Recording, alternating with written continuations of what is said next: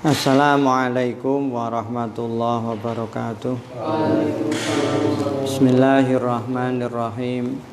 Alhamdulillahi rabbil alamin. Assalatu wassalamu ala asyrafil anbiya wal mursalin sayyidina wa maulana Muhammadin wa ala alihi wa ashabihi ajmain. Qala wa kuriha lima'mumin. Wa kuriha lan dan makruhake lima makmumin kedue makmum apa infiradun apa ngijeni anis sofi saking sof saking barisan alladzi min jinsihi kang tetep saking jinise makmum in wajada lamun nemu sapa makmum fihi ing dalem sof saatan ing kajembaran bal yadkhulu balik mlebu sapa bal yadkhulu balik mlebu sapa makmum hu ing sof balik mlebu sapa makmum hu ing sof. Nah, perlu difahami kalau sudah menyebut bahasa makruh itu biasanya bisa menghilangkan fadilahnya jamaah. Ya, walaupun fadilahnya jamaah di bab tertentu. Di sini ketika ada peluang seorang makmum mestinya harus bisa masuk di shaf yang longgar. Jadi di depan kita ini ada shaf yang longgar, ada shaf yang bisa dimasuki. Ternyata kok dia tidak mau masuk, maka ini hukumnya adalah makruh. Kalau makruh berarti mufawwitatun li fadilatil jamaah. Ndogone shaf itu. Maka di sini seandainya ada saatan, ada dalam bahasa kitab lain mungkin furjatan, ada lowongan yang kita bisa masuk ke situ, maka kita harus masuk. Walaupun harus melewati bisufufin beberapa shaf. Ya, maksudnya di depan saya ada 3 shaf, di mana yang paling depan adalah longgar. Tapi shaf yang depan saya, depannya lagi tidak ada yang mau maju. Saya bisa menerobos untuk maju. Ya, jadi istilahnya apa? Ketika di depan saya ada kelonggaran, lowongan, ya kita maju. Kalau tidak, maka berarti kita masuk dalam infirad. Min jinsihi, maksudnya apa? Ya kalau kita kemarin sudah berbicara tentang tata cara makmum. Kalau laki-laki ya laki-laki, kalau perempuan perempuan. Misalkan ada makmum perempuan melihat di depan ada lowongan makmum laki-laki, ada 2 baris, 2 shaf. Ternyata shaf yang pertama ada lowongan, tapi shaf yang kedua tidak mau masuk. Di belakang ada jamaah perempuan, maka jamaah perempuan ini tidak boleh masuk ke shaf yang lowong. Itu maksudnya min jinsihi. Jadi tetap pakai aturan itu. Kalau tidak masuk, berarti kita masuk dalam kategori melakukan hukum makruh. Bal yadkhulu. Kita harus memasuki barisan di depan kita yang lowong atau yang bisa kita masuki. Titik wasyuruun ae wa kuriha syuruun. Wasyuruun lan tumandang fi shaffin ing dalem sijine shaf. Qabla itmamima ing dalem sadurunge nyampurnaaken shaf, nyampurnaaken barisan qablahu ing dalem sadurunge shafin bayane ma minal shafi saking shaf, saking barisan. Yang kedua, kita juga dimakruhkan untuk membuat barisan baru kecuali di sholat jenazah. Sholat jenazah ada aturannya. Kok jamaah sing menyolati wong 6 ya 3 shaf. 9 ya 3 shaf. Kalau sholat jenazah beda. Nah, kita jangan membuat shaf baru. Makanya hukumnya makruh kita membuat shaf baru sementara shaf yang awal, yang sebelum itu belum sempurna. Nah ini kan kadang-kadang itu qomat sama-sama, orang terus mencari tempat sendiri-sendiri. Istiqomahku untuk sanding cagak ini, yang satu di sini. Akhirnya apa? Jamaah itu yang depan belum penuh, di belakang sudah ada. Nah, orang-orang yang membangun barisan di belakang adalah orang-orang yang kena hukum makruh di sini. Karena apa? Dia mestinya harus menutup shaf yang depannya supaya penuh, baru ke belakang. Jadi makruh membangun shaf baru atau membuat shaf baru sementara shaf yang depannya belum sempurna atau belum penuh. Nah, ini banyak terjadi. Nah, makanya kita tidak mudah ya memperoleh pahala 27 derajat. Ya, makanya kita ini jangan kita semua ya, jangan malas-malasan untuk berjamaah, karena jamaah itu yang kita lakukan belum tentu atau tidak mesti mendapatkan 27 derajat. Ya pokoknya sidak akeh harus kita dapatkan. Jangan berbicara jamaah 27 derajat, karena banyak hal yang tidak bisa kita penuhi di dalam jamaah, banyak kemakruhan yang kita lakukan di dalam jamaah. Contohnya ini. Terus wa wuqufudz zakari ai wa kuriha, masih ini. Wa wuqufudz zakari lan ngadeke wong lanang alfardi kang ngijeni an yasarihi saking burine imam. Seperti kemarin tata urutannya kan, kalau ada laki-laki, makmum laki-laki datang sendirian, maka dia harus di sebelah kanan. Loh kok ternyata dia tidak, tapi dia datang di sebelah kiri, maka dia sudah melakukan hukum makruh. Wa wara'ahu lan ing dalem burine imam, dia datang di belakang imam pas, mestinya kanan. Ini juga makruh bagi dia sebagai jamaah laki-laki. Nek perempuan kan memang di belakang. Wa muhadiyan lan ingkang manceri.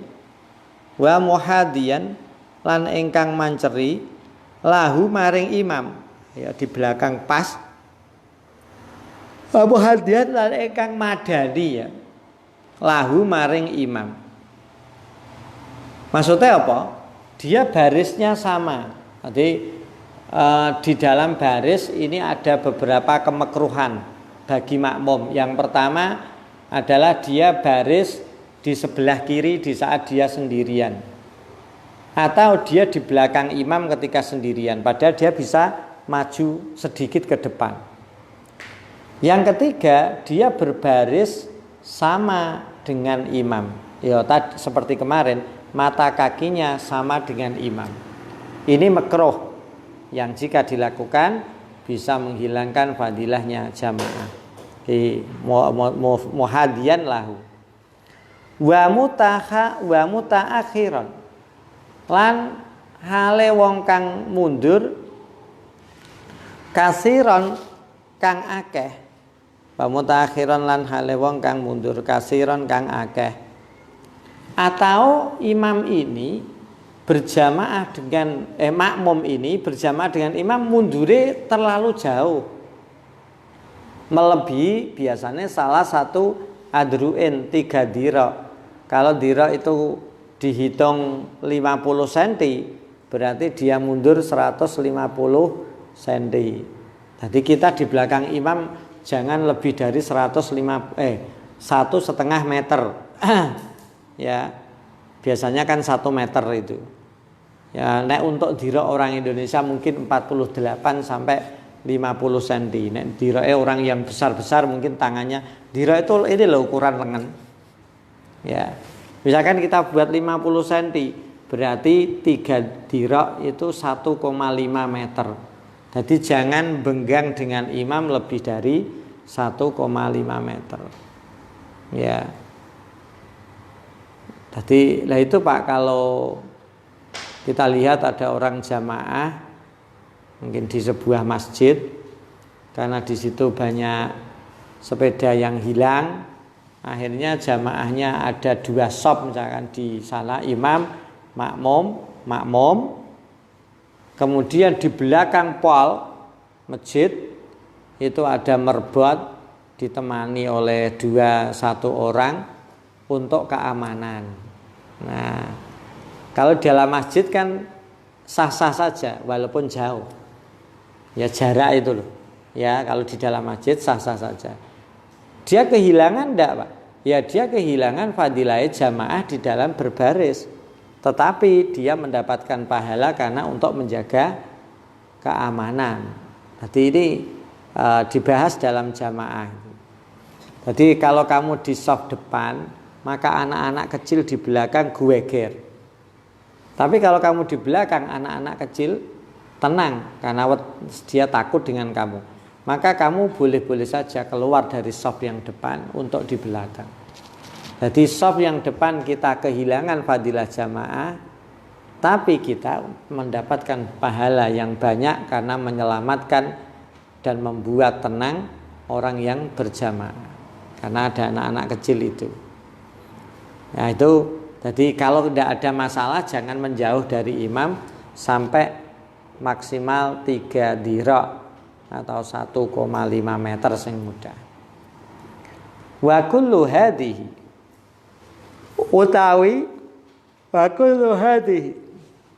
utawi saben-saben iki mau infiradun ila akhirih. Tufawitu iku ngepotake apa hadhihi fadilatal jamaati ing kautamaane jamaah. Fadilatal jamaati ing kautamaane jamaah. Tadi maksudnya apa?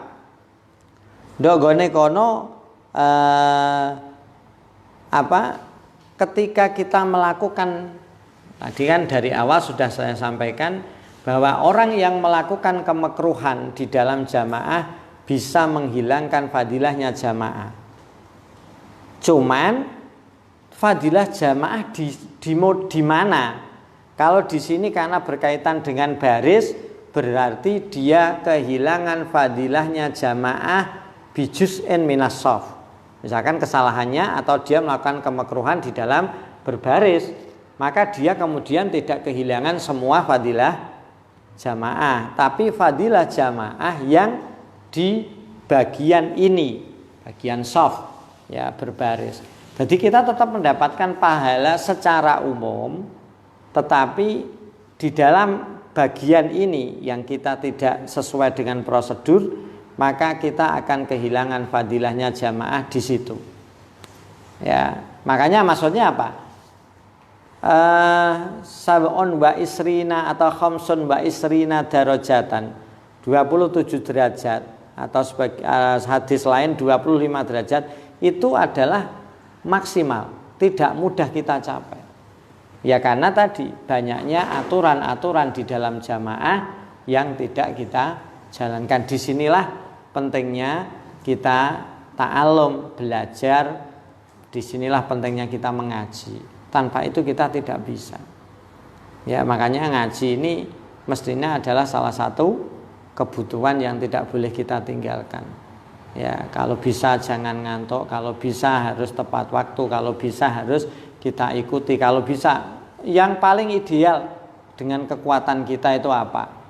Ya kalau kita bisa mengatur tidur kita, kita atur tidur kita supaya kita tidak ketinggalan ngaji. Kalau malam perlu kopi, kita kopi saja. Betapa besar jasanya kopi. Karena dengan ngopi kita tidak tidur. Nah, untuk ganjaran masa.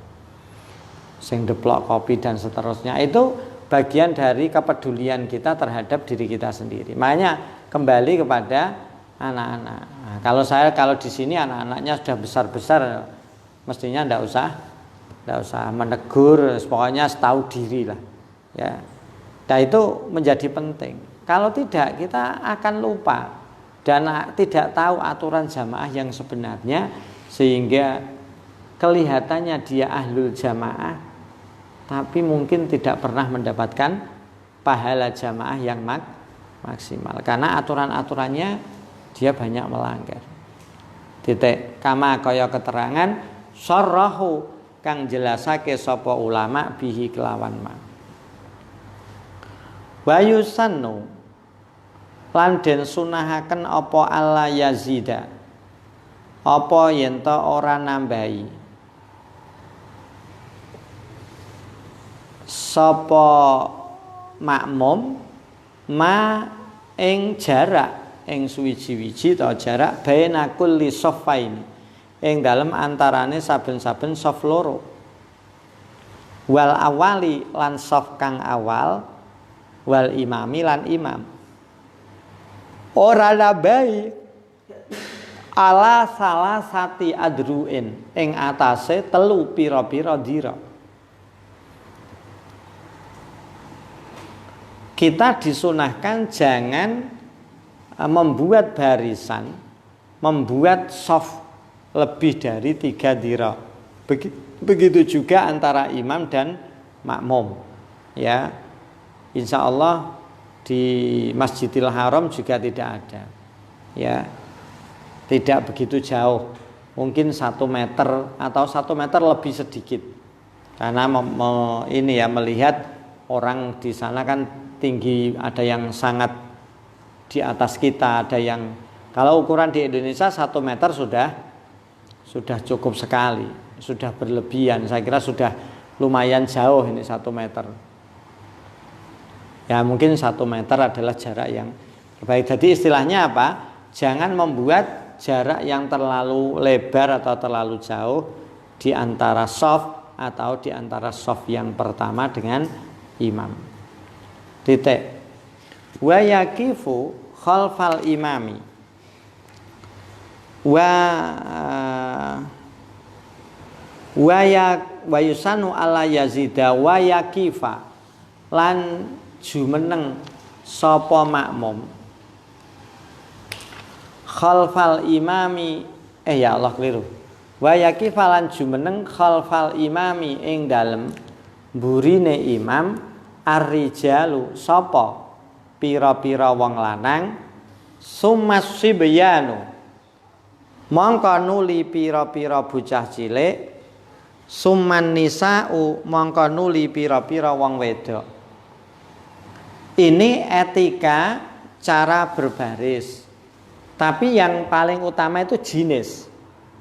Ya makanya tadi ketika di depan ada soft laki-laki yang masih lowong, maka perempuan tidak boleh kemudian ujuk-ujuk toh masuk di barisan itu, tidak boleh.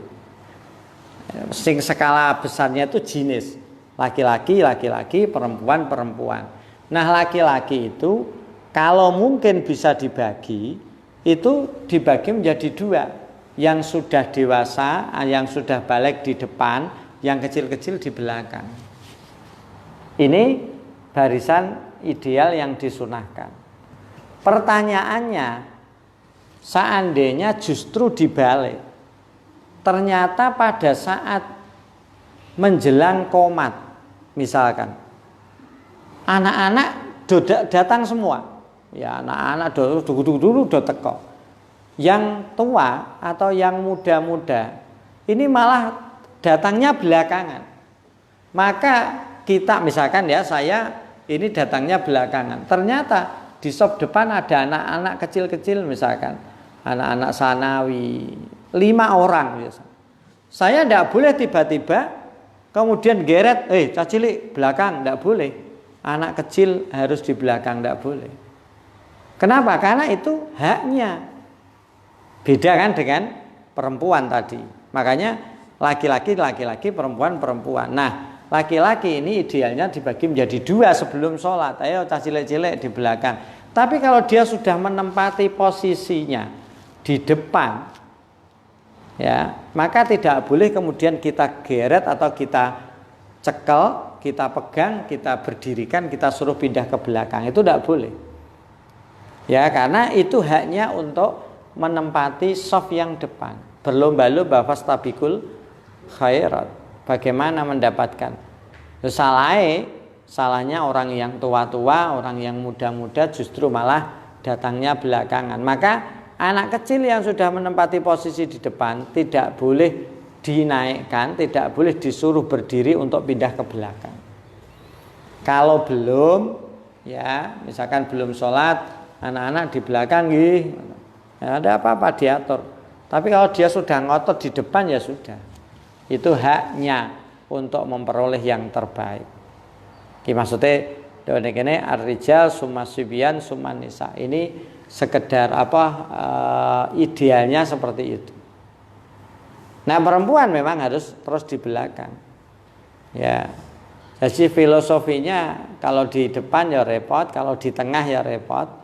Makanya di Nahdlatul Ulama itu perempuan barisnya tidak di belakang, rata-rata di samping.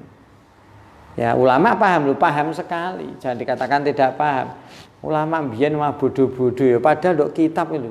Ulama tidak terima baca kitab, nyegoro kitab, memahami kitab. Ya, orang-orang yang meremehkan ulama-ulama dulu ya orang-orang sekarang saja.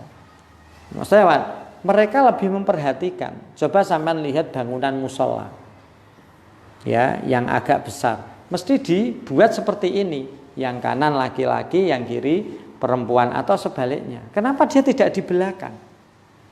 Kenapa tidak di belakang? Loh, itu menghilangkan pahala jamaah enggak, Pak? Ya menghilangkan, misalkan ini kita di sebelah kanan, perempuan di sebelah kiri, di depan ada pintunya. Ini tetap menghilangkan fadilahnya jamaah di dalam shaf. Tetapi menyelamatkan orang-orang dari dosa, dari fitnah. Bayangkan sampean melihat musola satu pintu, masjid juga satu pintu, gerbang dari timur semua. Anak-anak laki-laki datangnya belakangan.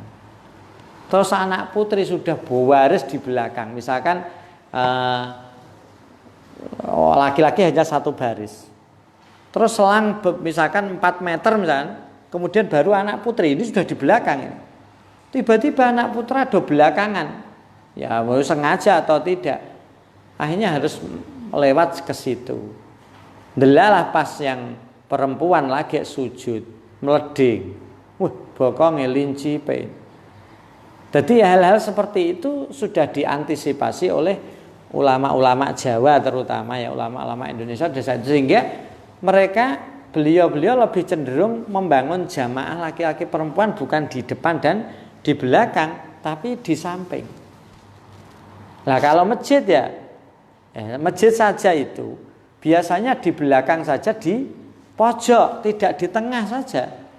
Ya, tetap diambil satu seperti satir kecil terus didokok pojok. Kenapa? Itu juga sama sebenarnya. Kenapa dia tidak di belakangnya tapi di pojok? Antisipasi orang yang datang belakangan. Itu kan yang salah laki-laki, Pak. Ya justru di situ persoalannya. Itulah hebatnya agama. Bagaimana agama mementingkan perempuan, itulah ulama-ulama tempo dulu Indonesia terutama betapa mereka menjaga fitnah-fitnah itu.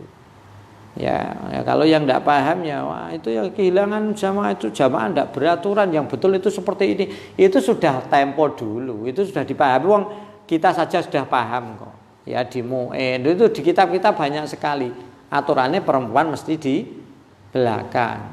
Tapi pada kenyataannya sholat ke belakang zaman hari ini itu kan lebih jelek dari kemarin. Hari ini lebih baik dari hari besok. Setiap hari akan tambah buruk, Nah, maka ulama-ulama ini menjaga bagaimana tidak terjadi fitnah. Ya, lu di tingkat Pak itu kan dulu tidak ada kan, wong tanah itu lapang, penduduk tidak banyak, maka dibuat bagaimana caranya sesuai prosedur atau terlepas sesuai prosedur dan bisa lepas dari hal-hal yang negatif, atau memang prosedurnya kurang pas, tidak melanggar aturan ya, kurang pas, kurang ideal, tapi bisa menyelamatkan dari fitnah. Lalu tanya jamaahnya laki-laki dan perempuan untuk masjid podo-podo sunnah, beda kekuatan sunnahnya. Ya karena tadi menghindari hal-hal seperti itu. Titik. Wala yuakhiru as-sibyanu lil balighin. Wala yuakhira ya. ay wala yusannu alla yuakhir wa yusannu alla yuakhir wala yuakhiru wala yuakhira lan ora wala yuakharu lan ora kena den unduraken utawa yuakhara ya kena asibyanu wala yuakharu lan ora den unduraken disuruh ke belakang asibyanu sapa pira-pira bocah cilik lil baligina krana arae wong kang padha balik-balik kabeh. Anak-anak yang sudah di depan, sudah bertempat di depan, sudah hadir lebih dulu dan dia masuk di saf awal, maka tidak boleh disuruh ke belakang atau dipaksa ke belakang dengan kehadiran orang-orang yang balik yang baru datang. Ya, ini tidak boleh karena apa? Karena itu haknya. Loh kok begitu Pak? Litihadi jinsihim. Karena nunggal dadi sijine jinise sibyan lan baligin. Karena nunggal dadi sijine jinise sibyan lan baligin. Karena mereka sama-sama sejenis itu ya, sejenis. Ya, sejenis itu tadi sing anak kecil dengan yang besar jenis kelaminnya sama, sehingga yang terdepan nanti untuk anak putri juga sama, siapa yang terdepan itulah yang berhak. Tidak boleh kemudian dia mendorong orang lain untuk ke belakang. Loh ini sudah tak kapling kok. Dari dulu pokoknya saya itu jamaah istiqomah di sini. Ya tidak bisa, itu miliknya siapa? Itu hukukul mustarok, siapapun berhak untuk menempati. Titik. Wa minha lan iku setengah saking syurutu sihhatil qudwah, syarat sahnya menjadi makmum. Ilmun utawi ngawerwi bintiqali imamin kelawan ngolah ngalai imam. Le mengetahui biru yatin kelawan ningali lahu maring imam au liba di sofin utawa ningali sebagian barisan au samain utawa ngrungu li sautihi maring suarane imam au sauti muballigin utawa suarane wong kang nyampeaken mubalig sikotin kang bisa den ala pikuko. Syarat sah jamaah berikutnya adalah makmum mengetahui gerakan-gerakan imam. Oh imam lagi sujud, oh imam ruko, oh imam iktidal. Mengetahui bukan melihat. Ya mengetahui. Nah kalau sudah bicara ilmun mengetahui berarti bisa dilakukan dengan beberapa cara. Di antaranya adalah kita melihat sendiri langsung imam. Oh imamnya ruko, oh imamnya sujud. Atau melihat ba'di sofin karena barisannya terlalu panjang. Kita tidak bisa melihat imam, tapi kita bisa melihat sof atau barisan yang ada di depan kita seakan-akan itulah imamnya. Au sama en li sauti, atau kita mendengar suara, apalagi sekarang pakai speaker. Bismillahirrahmanirrahim. Waladhdallin. Walam yakul lahu kufuwan ahad. Allahu akbar. Allah sami Allahu liman hamidah. Ini kita bisa melihatnya, bisa membayangkan. Oh pas ruko, oh iki iktidal. Au sauti muballigin. Nah, saiki mungkin ora patek kelaku. Tadi di sana ada jamaah kita tidak tahu, terus kemudian di situ ada pintu, ada orang yang di sana. Dialah yang menyampaikan dari gerakan dari sana dan kita bisa melihat. Jadi kaya-kaya mau balik ini gantine imam utama yang di depan. Nah, itu harus mengetahui baik itu biru yatin maupun bisama. Wa minha titik ya. Wa minha lan iku setengah saking surutul sihhatil qudwah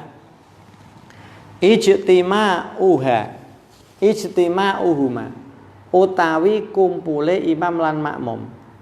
Ayil imami tegese imam wal makmumi lan makmum kumpul bimakanin ing dalem panggonan kama kaya keterangan uhida kang den ketahui alaihi ing atase ma al jamaatu sapa pira-pira jamaah fil asri ing dalem salat asar al khaliyati kang sepi. Maksudnya apa? Ndok gone kono ada antara makmum dan imam ini harus istima, harus kumpul. Ya, ada omah, ada mushola, ada masjid, ada pondok dan seterusnya. Titik fa ing kana. Mongko lamun ana sapa imam lan makmum. Fa ing kana mongko lamun ana sapa imam lan makmum bi masjidin iku ing dalem masjid.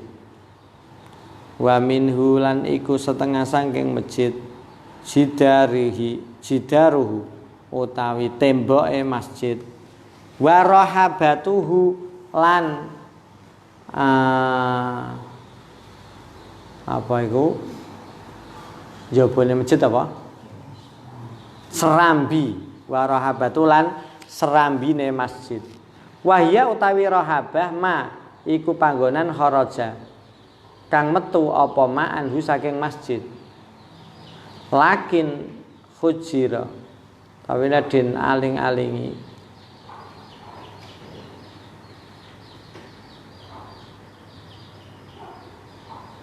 lakin khujira tetapine den aling-alingi bener lakin khujira lakin khujira tetapi den aling-alingi utawa den kilungi apa mali ajlihi krana arahe masjid dadi serambi masjid. Maksudnya apa? Fa in kana bi masjidin nanti ada aturan imam ini di masjid, makmum di masjid atau salah satunya di masjid, yang lainnya di luar masjid. Kalau kita lihat di Fathul Qarib ditambah ada yang dua-duanya tidak di masjid, yang satu di dalam bangunan, yang satu di luar bangunan sampai sedetail kalau malah di Fathul Qarib. Nah ini termasuk temboknya masjid itu ikut masjid. Rohabah, bisa ini dipertanyakan tuh rohabah. Serambi masjid itu kena dienggo itikaf tahora Pak. Serambi masjid fi hukmil masjid. Sawaon iku podo aulima utawi yento wakfiyatuha aulima utawi yento den ketahui wakfiyatuha apa waqafe rohabah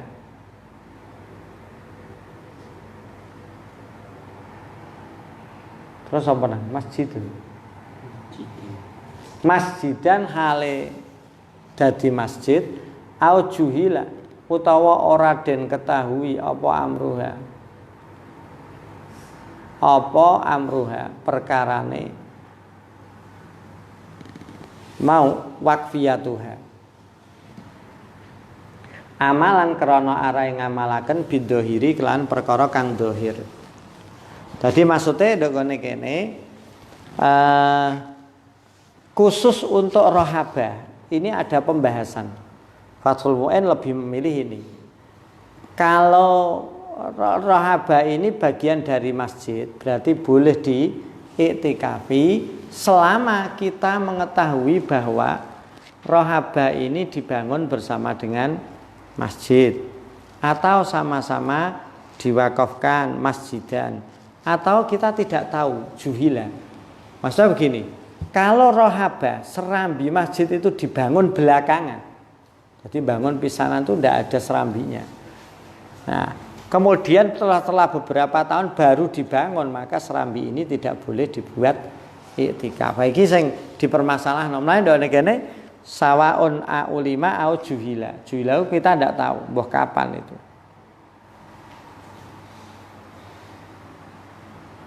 amalan krana ngamalaken bidzahiri lan perkara kang zahir. Wa huwa at-tahwil. Lakin naman tetapine suwiji-wiji. Lam yutayakon kang ora den yakini hudusuha apa anyar tekane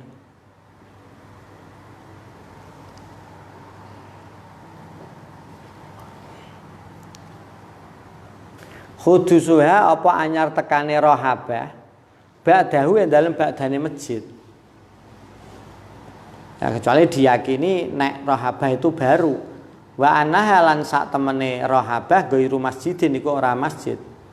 Ya maka ya tidak diperbolehkan. Maksudnya tidak masuk di pembahasan iki. Jadi masuk maksudnya di sini kan pembahasannya ada orang yang sholat sama-sama di masjid. Yang dibahas yang masuk dalam kategori masjid itu mana? Jidaruhu.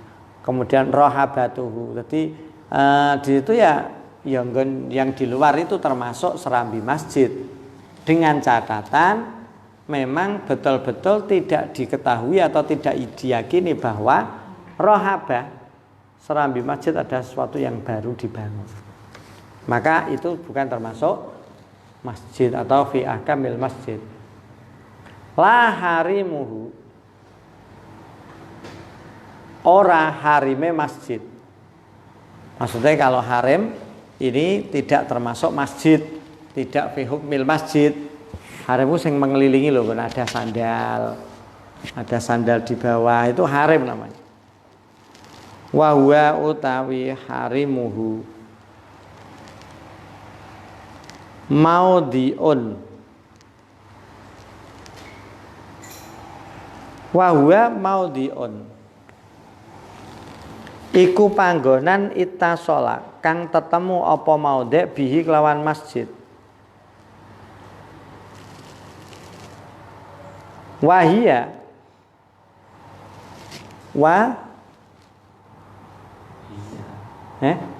bener wahia la harimuhu ora harime masjid. Maksudnya harime masjid bukan termasuk masjid.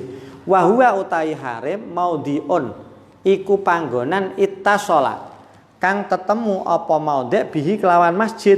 Wahuyi'a lan den sediaaken apa ma limaslahatihi krana kemaslahatane masjid. Harim ku apa? Ya tempat yang ada di sekitar masjid yang dibangun untuk kemaslahatan masjid. Tempat sandal, kalau tidak ada tempat ndokok sandal dari jalan raya nanti. Kan di jingkrik itu undak-undak itu kan ada, memang sandal diletakkan di situ, itu namanya harim. Contohnya pokan siba bimain kaya nrimo kasokakene banyu.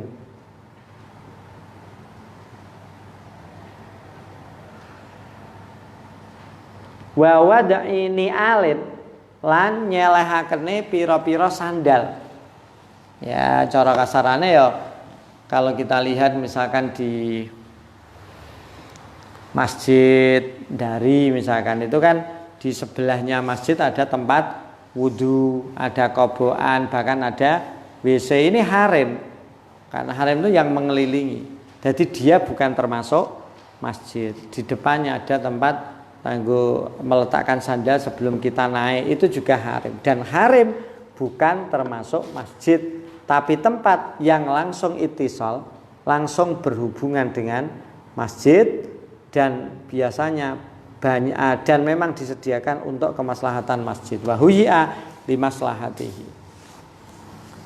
Soha tadi wa ingkana fi masjidin soha mongko sah al iqtida'u apa iqtida apa dadi makmum apa nganut.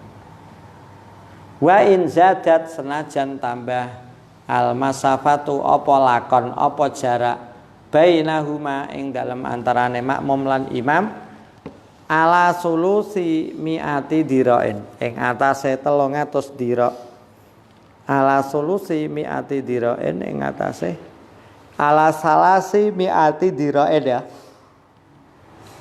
Ke atase 300 dira. Ya cara wong ya 150 meter. Maksudnya apa? Ketika makmum dan imam sama-sama di masjid, fa in kana bi masjidin sahha al-iktida'u wa in zadat. Apa ini goyah ya? Senajan tambah al-masafatu apa jarak bainahuma ing dalam antarane imam lan makmum nambahi ala salasi mi'ati dira'in ing atase 300 dira awih talafat utawa beda-beda al-abniyatu apa pira-pira bangunan. Iki tak contohno nduk gone Masjidil Haram utawa nduk gone Masjidun Nabi, Masjid Nabawi. Itu kan karena luar biasa atau maksudnya masjid ini panjangnya luar, atau kalau di sini kita lihat ngampel. Itu kan panjang sekali ya, lebarnya saja. Nah, misalkan ya ada orang yang berjamaah, misalkan ini dagelan, imamnya nduk depan pol, makmume di belakang pol. Imam nduk ngene masjid iki delala wong 2 orang boncaan sepeda motor hilang, sepi gak anyar, sepeda motornya baru, tidak ada orang. Kita mau jamaah. Ya adalah kita jamaah, saya tak di depan. Loh, kok gitu, Pak? Kamu di belakang, depan AC, kamu kan tidak tahan AC. Yang imam di depan, yang makmum di belakang, jauh jaraknya. Lebih dari 150 meter sah. Tapi beda ya kalau imamnya di depan, kemudian softnya banyak, seperti di Masjidil Haram, di Masjid Nabawi, banyak pol belakang, itu bukan di sini, ya, karena di depan kita bagaikan imam kita, ya. Beda kalau jamaahnya rapat ya, berarti imam kita koyo-koyo di depan kita. Kalau ini yang lobong ya, antara imam dan makmum, kalau di dalam masjid boleh lebih dari 150 meter. Titik. Bi khilafi man, kelawan berbeda yen wong bibinain.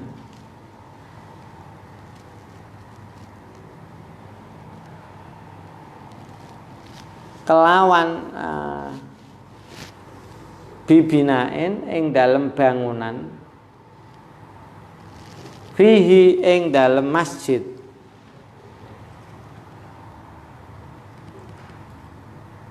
la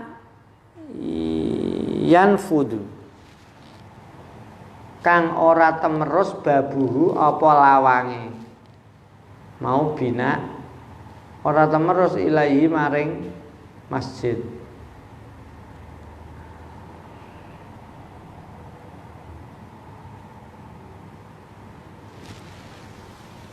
La yanfudu babu ilahi maring masjid. Sumira tegese den paku apa babuhu. Aukana utawa ana apa bina iku sunhan iku loteng. Lamar kang ora ana jinise anda iku maujud lahu maring suthin minhu saking masjid. Minhu saking masjid. Maksudnya apa? Di situ saya ada tulisan enggak? Falatasihu mongko ora sah al qudwatu. Apa qudwah, apa berjamaah, apa dadi makmum. Jadi ketika ada bangunan masjid, kemudian bangunan ini namanya masjid ya. Jadi di sini ada, kemudian di sini ada. Nah, ketika kita dengan imam itu di dalam masjid tapi di bangunan, beda bangunan, tapi kemudian bangunan itu dikunci, kuncinya diambil atau dipaku ya. Kalau di sini dipatenkan untuk tidak dibuat lalu lalang. Ya, maka kita tidak boleh di belakang kaca. Ya, tidak boleh. Karena apa? Karena kita tidak sampai itisal ilal. Tidak bisa bertemu dengan imam secara langsung. Jadi istilahnya begini. Kalau di dalam masjid itu gini, kamu bisa ketemu dengan imam enggak? Bisa, Pak. Lewat mana? Ya misalkan Kita ini sholat di sini. Di sini ini kaca ya, atau jendela. Ini tapi di masjid ini. Imam sholatnya di sebelah situ. Dua bangunan, saya sholat di sebelah kanan, imam di sebelah kiri. Di depan tidak ada pintu, tapi di dalam masjid ini. Tapi di belakang ada pintu. Di sini ini ada pintu. Saya tahu, imam sujud, imam rukuk saya tahu. Tapi di depan tidak ada pintunya di dua lokasi ini. Karena ini masjid dan saya bisa menuju imam lewat belakang. Itu sudah diperbolehkan. Jamaahnya sah kalau di dalam masjid. Nah, yang di sini tidak boleh itu jalan menuju ke imam tidak ada. Yang kedua, atau kita di tingkat. Ini hati-hati.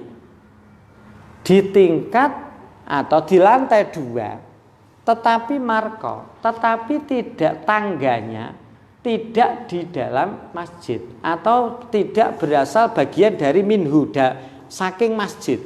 Misalkan begini, ini bayangkan tempat ini lantai 2. Imam jamaah di bawah, makmum jamaah di atas.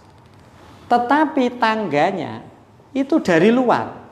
Jadi orang yang mau ke lantai 2 ya sandalnya dari sana. Kalau saya pernah lihat seperti di masjid Pondok Indah itu. Jadi kalau dia mau ke lantai 2 tidak harus masuk masjid dulu terus lewat tangga. Tapi memang dari depan. Dari depan sandal atau langsung jadi ke lantai 2. Di dalam tidak ada tangga, padahal di sini tangga itu harus minhu.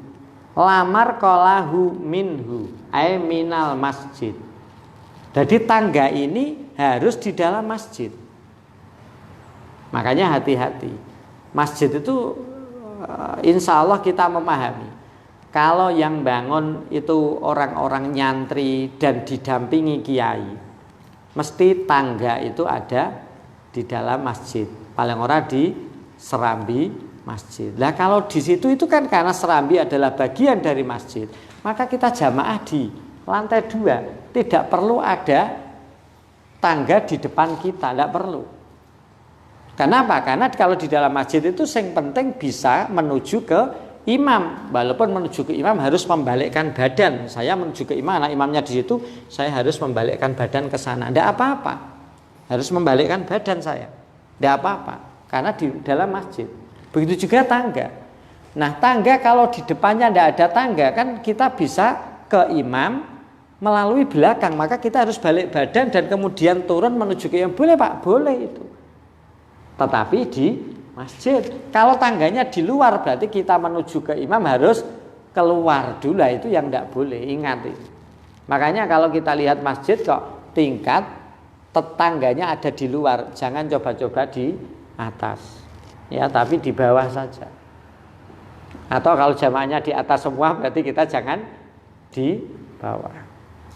Ya, ada masjid seperti itu karena memang ya masjidnya orang kota, miliknya orang kaya dan tidak didampingi oleh yang ahli dalam jamaah, tidak ada yang mengarahkan sehingga seperti itu. Bahkan di yang saya lihat itu tertutup semuanya.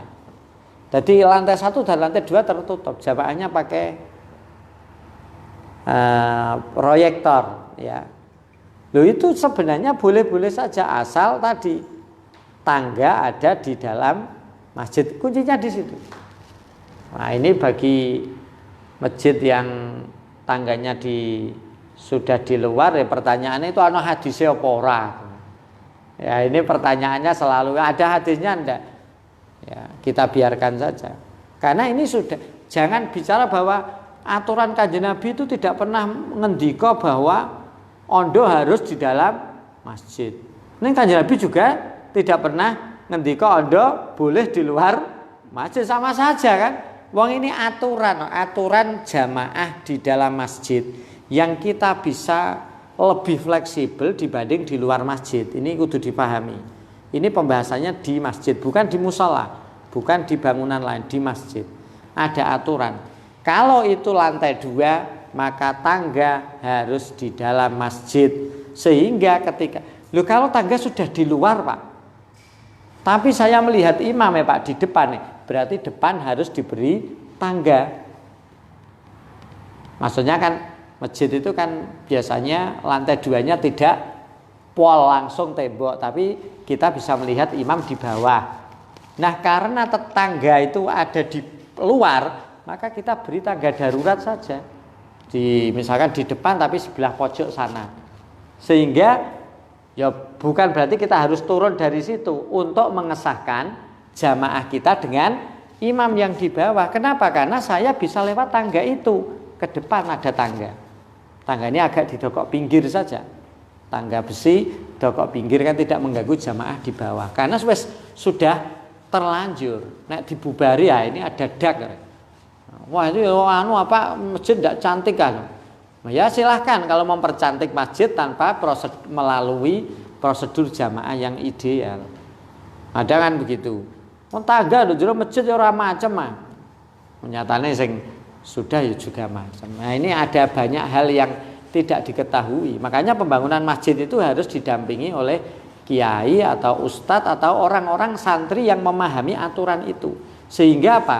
Hak-hak masjid ini tidak terbengkalai. Karena masjid itu ya kalau kita cari pahala ya paling enak di masjid. Wong kita tidur niat iktikaf tidur saja masih terhitung pahala. Kita di masjid layah-layah dolanan HP niat iktikaf juga terhitung pahala. Tapi ketika kita salah, ya masjid dibanguni WC misalkan, masjid ya bukan tanah masjid, ini kan berakibat fatal. Misalkan ini bangunan masjid, karena belum punya tempat tadi WC dan dulu WC numpang di tanah orang lain, ini mau dibangun, akhirnya masjid ini kita perkecil misalkan. Kita perkecil, tengah diberi tembok, diajukan 2 meter, yang 2 meter ini untuk WC. Karena kita tidak punya WC. Dulu di tetangga, sekarang tangga mau dibangun. Akhirnya masjid ini dipersempit, yang 2 meter ini dibuat WC. Padahal itu adalah masjid. Masjid syaratnya adalah suci. Nah kalau WC ini najis, haram Pak? Lu haram. Mau masjid kan? Beda kalau tanah masjid. Tanah masjid ya biasa, mau dibuat apapun tidak ada masalah. Ya, lu kalau koboan tidak apa-apa karena selalu suci, tempat wudhu suci. Tapi kalau sudah tempat kencing WC jangan ada di masjid, tapi boleh di tanah masjid. Itu beda. Ini tadi ketika di dalam masjid kalau atau di atas maka harus ada tangga di dalam masjid. Kalau tidak ada tangganya sing minal masjid fala tasihhu al qudwatu, jamaah tidak sah. Kenapa kok begitu? Idzil ijtima, krana arae ora ana jinise kumpul iku maujud hina idin ing dalem nalikane iku mau man bibinain ila akhiri. Karena tidak ada jalan menuju ke imam atau tangga, tidak ada yang di dalam masjid. Kama law waqafa, kaya oleh lamun jumeneng man sapa wong wara asubakin kang tetep ing dalem burine jendela ruji. Jendela yang kita tidak bisa menembus, sudah ada teralisnya. Bijidaril masjidi ing kelawan temboke masjid. Jadi masjid yang belakang ada temboknya tapi diberi jendela ruji, tidak ada pintu yang menuju ke masjid. Wala yasilu, lan ora bisa tumeka sapa makmum ilahi maring imam. Illa biswirarin, kejaba kelawan mengo, awin itofin utawa tegese mengo itu berbalik arah.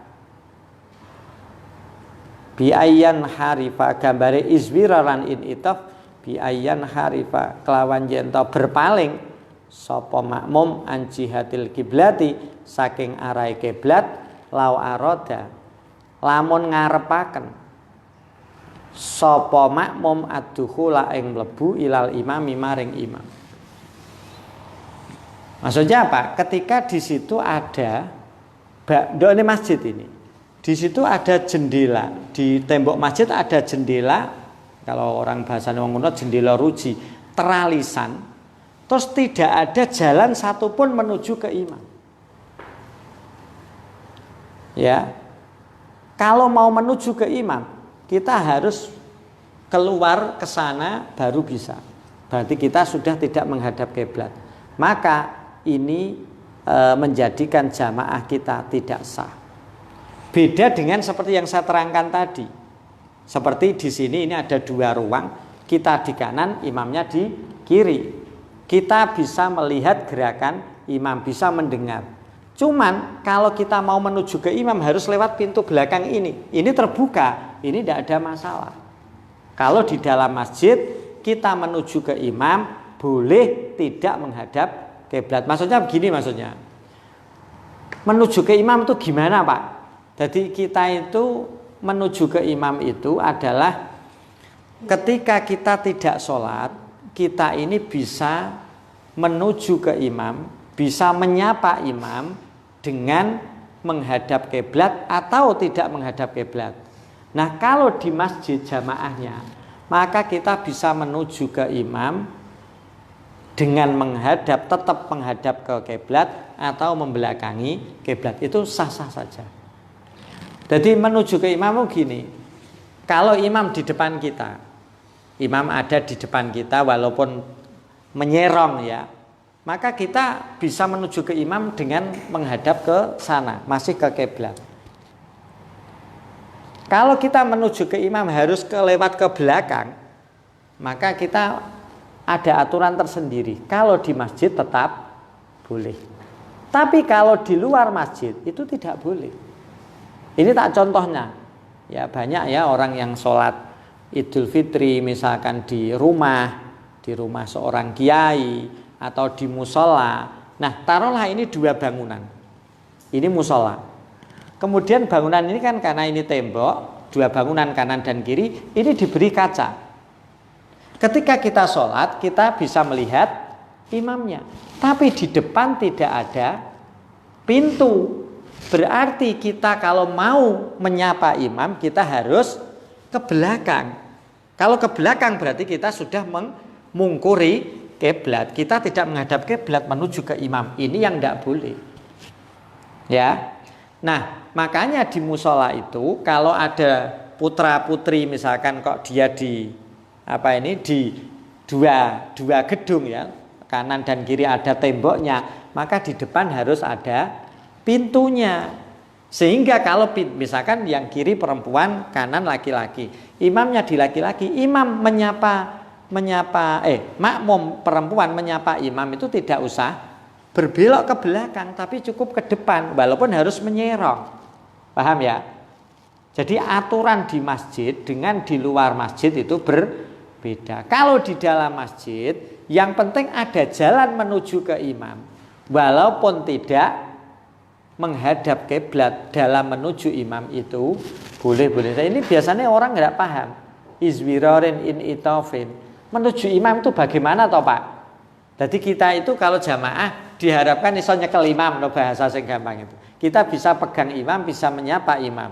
Caranya bagaimana? Kalau di dalam masjid boleh kita berjalan ke depan.